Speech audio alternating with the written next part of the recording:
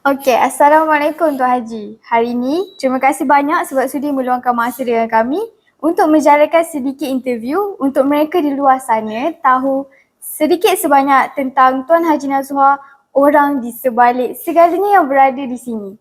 Sebab mereka di luar sana tak tahu tau. Jadi video ini juga kita akan kongsikan dengan orang ramai supaya ia boleh dijadikan sebagai inspirasi atau menjadi satu guideline supaya mereka boleh juga ikut apa yang Tuan Haji dah buat selama ini dan sehingga kini. So, Tuan Haji, kita akan mulakan dengan soalan pertama ya. Okey, Waalaikumsalam. Okey, tentang kerjaya saya untuk menjayakan ladang rempah-ratu dan herba yang terbesar di Asia. Memanglah satu kerjaya yang begitu mencabar.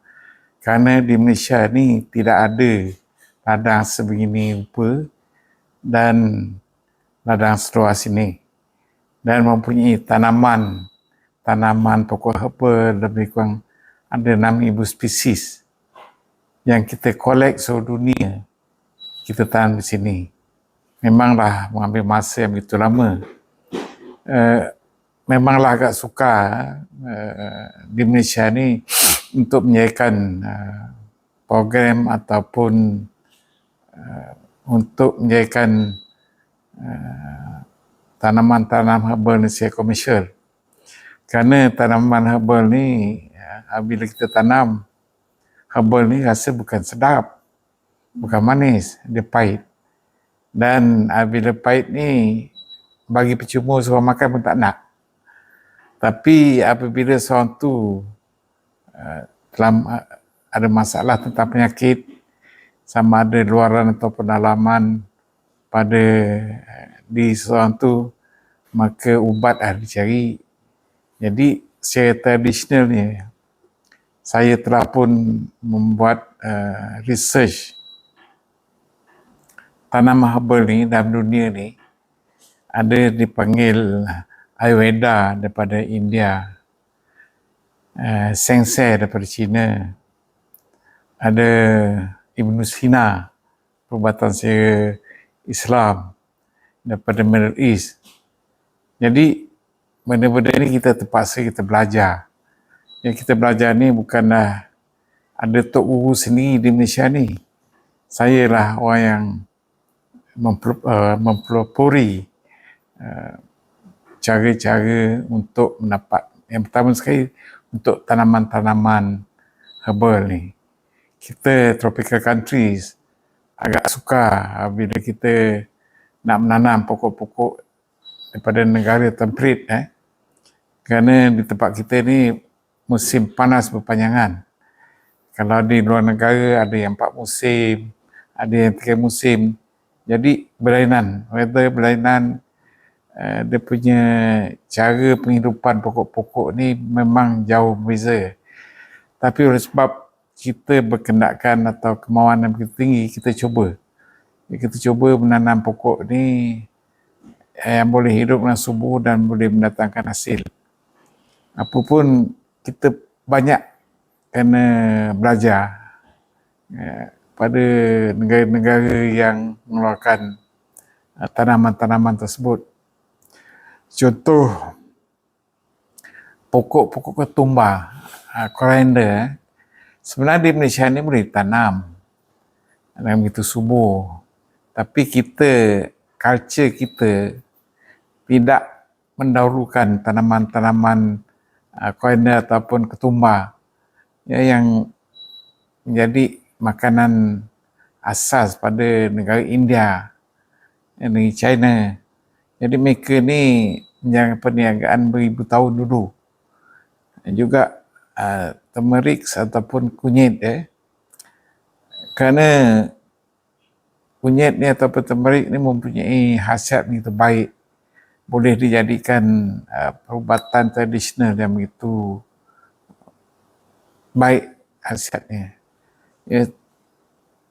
Memang secara clinical trial telah pun dibuat kajian, memang kunyit as pure, mempunyai khasiat begitu baik, comparekan bahan-bahan daripada chemical base.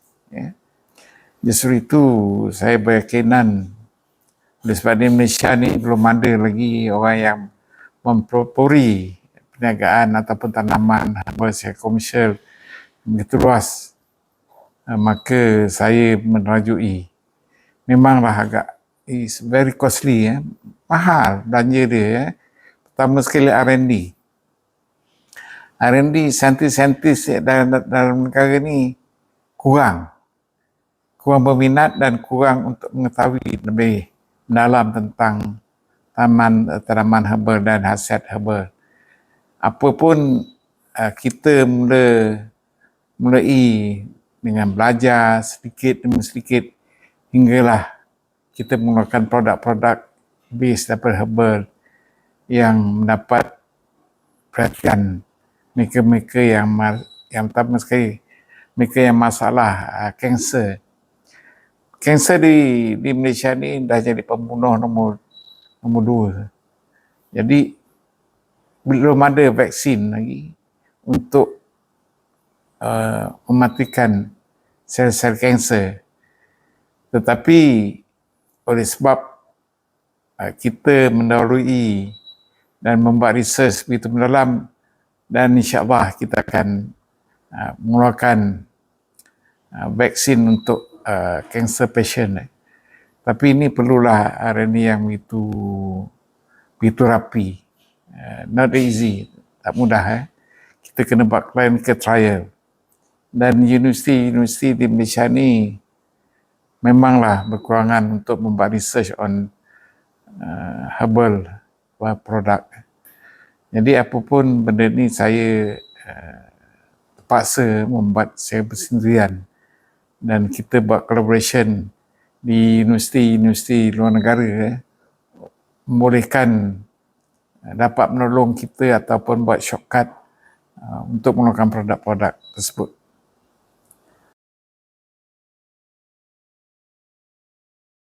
Okey. Saya dilahirkan memanglah dalam family perniagaan. Orang tua saya ni dulu memang mengajar saya lah. Daripada saya kecil, daripada kampung, pergi sekolah, apa pun relate dengan perniagaan. Contoh, masa saya kecil-kecil, saya suka pelihara ternakan, kambing, ayam, itik. Jadi, saya masa tu bersekolah di Muar, jauh, dengan naik basikal. Jadi, keperluan di bandar masa tu memanglah memerlukan hasil-hasil ternakan. Contoh, ternakan kambing. Saya oleh sebab minat perniagaan ni, saya menjual kambing sampai pasar. Dengan pergi sekolah, lebih kurang dekat 20 batu jauh. Naik basikal, bawa kambing, pergi ke pasar. Dan itu juga telur, ayam, itik, saya bawa ke pasar. Masa tu di kampung saya banyak pokok-pokok buluh. Pokok buluh ni dia mengeluarkan rebung. Jadi rebung juga pada ketika tu ada permintaan. Satu ketul rebung tu harga 50 sen saja. Lebih kurang dalam 7 kilo, 50 sen. Murah sangat. Jadi saya pergi sekolah, saya buat 2 ketul, dapat RM1. Masa tu, zaman 80-an, buat RM1 ni besar. Besar. Pada ketika tu, kawan-kawan saya bawa duit 10 sen ataupun 20 sen pergi sekolah. Saya bawa RM1 sebab saya banyak duit tu saya menjual benda-benda yang diperlukan di pasar. So, itulah membuatkan saya berminat dengan perniagaan.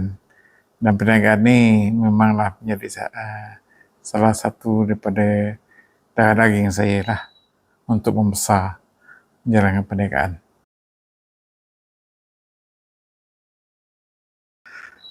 Masa tu idola saya lah almarhum ayah saya, dia seorang petani yang begitu gigih.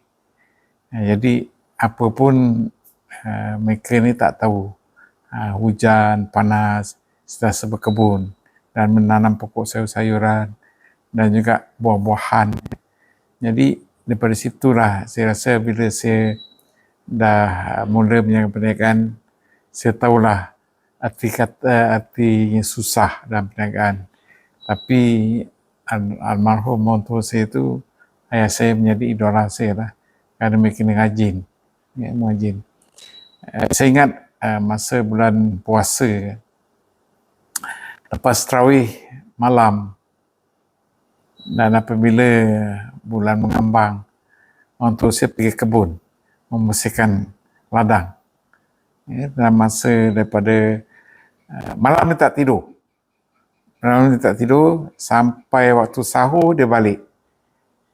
Balik, makan sahur, lepas tu sembahyang subuh, lepas sembahyang subuh dia tidur.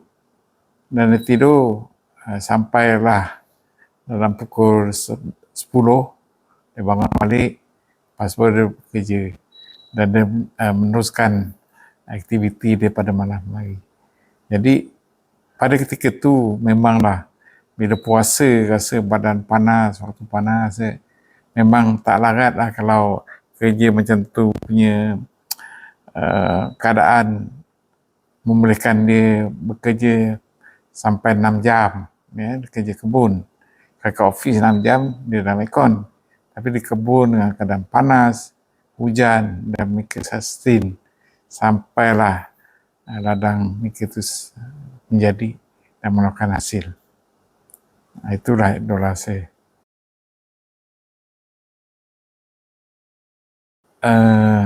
Memanglah nak dapatkan perluasan tanah 3,200 akar bukanlah semudah tu. Nak masa sekarang. Saya mulai bercocok tanam dan herba ni sejak tahun 1981. Saya masa tu the first saya mempunyai kilang membuat rempah jenama Mak Siti, iaitu produk saya yang pertama lah. Jadi saya travel seluruh Malaysia ni, saya tengok produk-produk yang kita keluarkan, raw material ni kita ingat daripada Malaysia. Tapi sebenarnya tidak. Kita still import until now. Jadi apa yang kita boleh buat? Sebenarnya tanah Malaysia ni subur dan sesuai untuk ditanam bahan-bahan untuk memproses rempah. Tapi galakkan daripada satu daripada aktiviti kerajaan mestilah menggalakkan supaya orang kampung, contohlah kan, orang kampung ni bukan biasa dengan pokok-pokok. Kalau macam pokok getah, padi, itu dah biasa. Walaupun bagaimanapun, pokok getah ni asalnya bukan daripada Malaysia, daripada Brazil. Jadi tahun 1800 lebih itu barulah pokok getah tu bawa ke Malaysia daripada Brazil. Lepas tu boleh disesuai dengan keadaan cuaca tropikal. Juga kelapa sawit pun macam juga. Jadi kita tak ada benda yang boleh dikomersialkan begitu meluas. Tapi sebenarnya bukan tak ada, tapi kita tidak menuju ke arah nak modernizekan. Contoh lembu, ternakan lembu. Ternakan lembu, kalau kita tengok di Jepun, dia panggil Kobe beef. Kobe beef ni, dia punya harga dia, satu keping sekilo tu lebih kurang RM1,000. RM1,000 sekilo. Sikit sekilo daging bukan banyak. Satu tapak tangan saya, harga RM1,000. Itu pun tak cukup. Tapi kenapa tak berdiri di Malaysia? Kenapa tak buat secara komersial? Pasal harga tu, the value added dia begitu baik. Tapi oleh sebab kelemahan kita ni, walaupun satu ketika kita boleh dikatakan negara pertanian, tapi kelemahan kita itulah, kita tak mempunyai tenaga berfikir secara rasional ni, perniagaan yang mendatangkan keuntungan yang mudah. Tapi dikenaki ataupun diperlukan oleh manusia seluruh dunia. Kita kadang-kadang saya terfikir juga, kita selalu di Malaysia ni ternakan ikan. Saya pergi oleh sebab saya dah berjalan jauh, kita tengok ikan empura. Ikan empura. Sekilo harga dia RM1,000 sekilo. Seekor kecil itu RM1,000 sekilo. Itu pun demand tu tak cukup sampai sekarang. Yang berada di sepadan antara Indonesia dengan Sabah dan Sarawak. Tadi saya berjumpa seorang pakar perikanan daripada Pakistan, Dr. Gauss. Rupanya dekat sana di Pakistan ikan tu begitu banyak. Begitu banyak pun tak cukup. Rakyat di sana 250 juta. Ikannya tu banyak pun tak cukup untuk dikonsum ataupun diguna pakai pada rakyat tempatan. Kenapa tidak di Malaysia? Di Malaysia ni itulah, kita ramai saintis, tapi saintis kita tak ingin memajukan Malaysia ni. Apa yang saya bagi tahu ni memang kenyataan. Kobe beef, lembu. Kalau kita tengok lembu di pasar, harga dia dalam paling mahal pun RM40. Tapi Kobe beef, metod dia untuk jaga penjagaan tu lebih sempurna untuk kesihatan dan harganya begitu menarik. Tapi tidak buat research ataupun pendekatan untuk daging lembu. Juga ikan. Dan ikan ni semua protein. Sepatutnya kerajaan kita ni, macam saya, one man show. Saya dapat ilmu pun bila saya sendiri pergi merantau di negara orang, saya tahu. Kalau tidak, saya tak tahu juga. Kerana kita perlu berjalan lebih jauh, kerana orang Melayu cakap jauh perjalanan, luas pandangan. Dan situlah bila pandangan kita membuatkan ilmu kita lebih bertambah. Jadi ini perlu membolehkan industri-industri di Malaysia ni. Banyak lagi sebenarnya benda-benda yang boleh dikomersialkan dan mendapat pulangan. Saya membuat ladang ni pada satu ketika tidak ada siapa menolong, cuma saya one man show. Saya kerja sehari 18 jam. 18 jam. Oleh sebab saya pada ketika tu bila menanam pokok, masalah penyakit, masalah apa, saya terpaksa buat greenhouse sendiri. Jadi saya tentukan pokok-pokok yang saya tanam ni boleh hidup dengan subur dan juga mendatangkan pulangan yang begitu baik. Jadi saya terpaksa buat macam tu. Jadi investment kita cukup besar. Jadi galakkan sepatutnya ialah oleh sebab politik kita ni tak menentu. Jadi ini yang menyebabkan kita ni gagal dalam pertanian. Saya menarik perhatian apabila satu ketika tahun 1989 saya pergi ke Taiwan. Pada ketika itu mereka masalah padi tak cukup. Dan di Taiwan tanah dia pun kecil.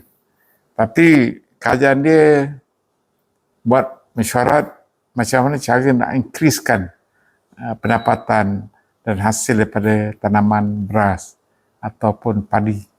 Dan pada ketika itu kerajaan dia melantik farmers, penanam padi sebagai Minister of Agriculture. Dan disitulah kebijaksanaan kerajaan tu membuatkan menteri tersebut membuat satu gerak kerja di mana rumah-rumah, rumah ni apabila dia rumah bertingkat, di atas tu mesti ada tanam padi. Atas rumah tanam padi. Kita atas tanah ada atas rumah. Di tepi-tepi jalan, di bau-bau jalan semua tanam padi. Dan pada tahun yang kedua dia dah boleh ekspor padi. Dah boleh ekspor. Tapi kita masih lagi import. Jadi dia dengan tanah kecil tapi mempunyai basic. Pada ketika itu menteri dia mempunyai daya pemikiran yang begitu bernas, dan maka dia boleh ekspor padi.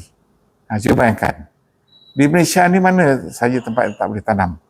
Tapi oleh sebab kita tak begitu rajin untuk buat R&D. Jadi inilah membuatkan kita ketinggalan. Jadi saya berharaplah mahasiswa yang lepasan universiti dan bidang-bidang tertentu belajar sungguh-sungguh membuat sesuatu yang mendatangkan manfaat pada keluarga, pada negara.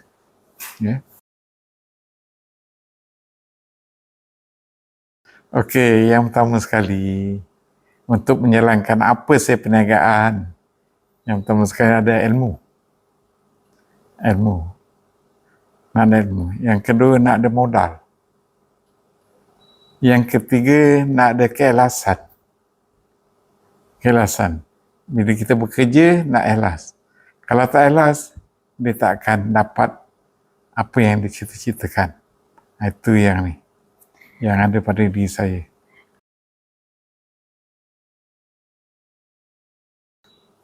Kenaran manis ni dengan pahit ni banyak pahit daripada manis. Pasal yang ditanam pun pokok-pokok yang pahit. Jadi contoh dia tahun 92, 93 kita mengalami masalah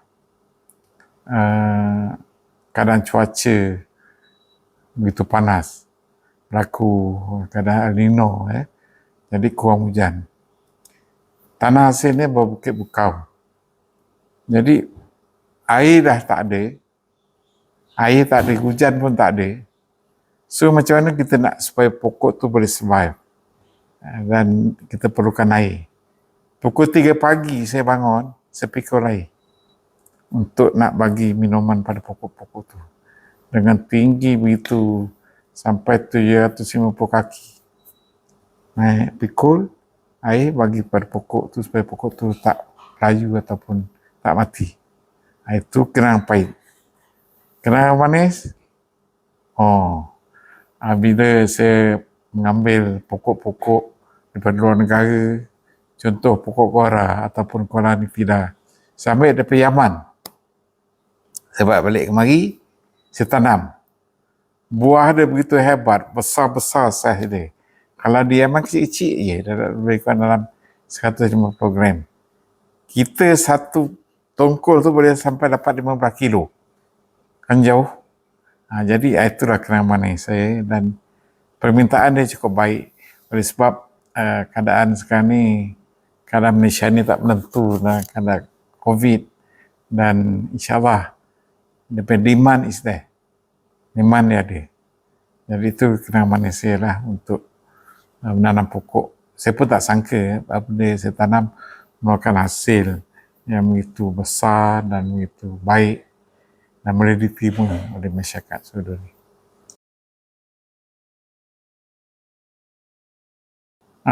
Yang pertama sekali, pesanan saya ni supaya bekerja lebih rajin, bersungguh-sungguh. Kalau kita tak bersungguh-sungguh, kita tak dapat mencapai apa yang kita hajatkan. Itulah. Jadi memanglah masa tu bukan mudah. Dia masa tu tak dapat kita ulang.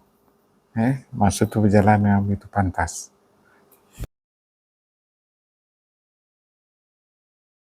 Sebenarnya kita jadi manusia yang ada ilmu. Kita tak boleh putus asa. Kalau kita putus asa, kita jadi manusia yang kecewa hidup dia. Itu kita tak ada. Kita mesti mempunyai satu daya kemauan yang begitu tinggi untuk menjayakan diri masing-masing. Kalau semayang sungguh-sungguh. Kalau cari duit sungguh-sungguh. Kalau kita bekerja sungguh-sungguh. Seolah-olah kamu akan hidup berjuta tahun. Itu yang saya harap. Kalau itulah prinsip kita hidup, kita boleh berjaya.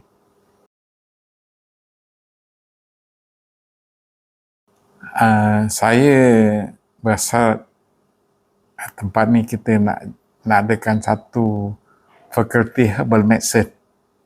Kita nak adakan satu tempat penyidikan tanaman-tanaman herbal. Kita tengok di contoh negara-negara yang lama dalam bidang ni, di China, di India, di Jepun, di Thailand. Mereka ni always dalam keadaan yang walaupun tertekan hidup dia, tapi dia ni dalam keadaan ingin maju. Barulah kita boleh ni. Kalau tidak, kita akan ketinggalan. Jadi contoh dia kalau di Xinyang University di China kan, dia mempunyai two option. You kena nak berubat secara tradisional dan this other way. Kalau you nak modern medicine, gunakan base on chemical this other way. Tu. Jadi apa pun sampai sekarang industri herbal Cina dipanggil Sensei ada di tempat kita. Kedai Sensei Cina kan ada. Bermakna demand is there. Walaupun dia tu tak gunakan Panadol ataupun paracetamol, tetapi dia gunakan herb satu daripada untuk curing penyakit-penyakit. Itu.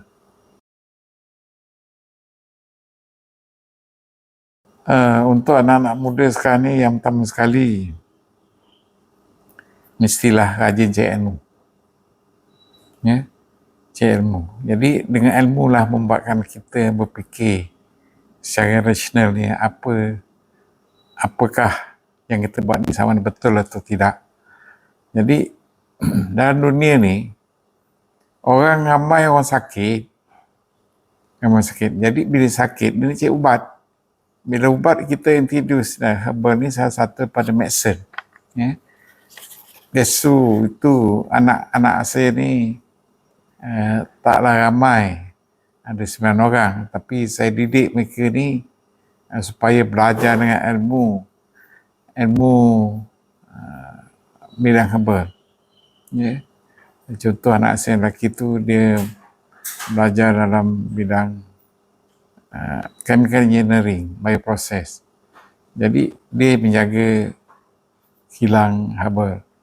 Anak saya yang dia ada masters dalam account, dia jaga kilang rempah. Anak saya yang lain dia ambil biomedik pun relate dengan apa yang ada di tanaman-tanaman ni. Dan anak saya yang Montel ni dia jaga bahagian marketing. Jadi dia dah jadi manusia yang promotekan diri dia dan promotekan produk ni, membolehkan produk ni boleh diterima oleh masyarakat.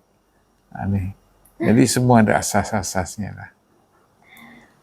Okey, baik Tuan Haji.